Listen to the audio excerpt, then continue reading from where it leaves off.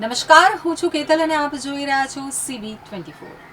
સુરત મહાનગરપાલિકાના food safety વિભાગે શહેરની 14 ડેરીઓ અને મિલ્ક પ્રોડક્ટ વિક્રેતાઓ પર દરોડા પાડી કુલ 235 કિલો એનાલોગ ચીઝનો જથ્થો જપ્ત કરી તેનો નાશ કર્યો છે.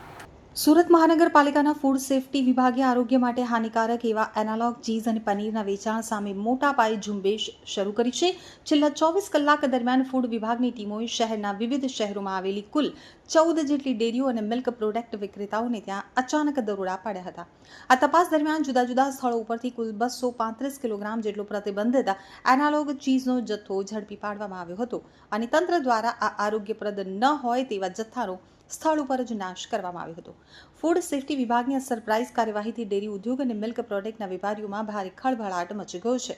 અચાનક લાદવામાં આવેલા પ્રતિબંધ અને અગાઉથી ખરીદેલો સ્ટોક ખાલી કરવાનો કે તેનો નિકાલ કરવાનો પૂરતો સમય આપ્યા વિના જ સીધા દરોડા પાડી અને જથ્થો જપ્ત કરવામાં આવતા વેપારીઓએ તંત્રની કામગીરી સામે તીવ્ર વિરોધ નોંધાવ્યો છે.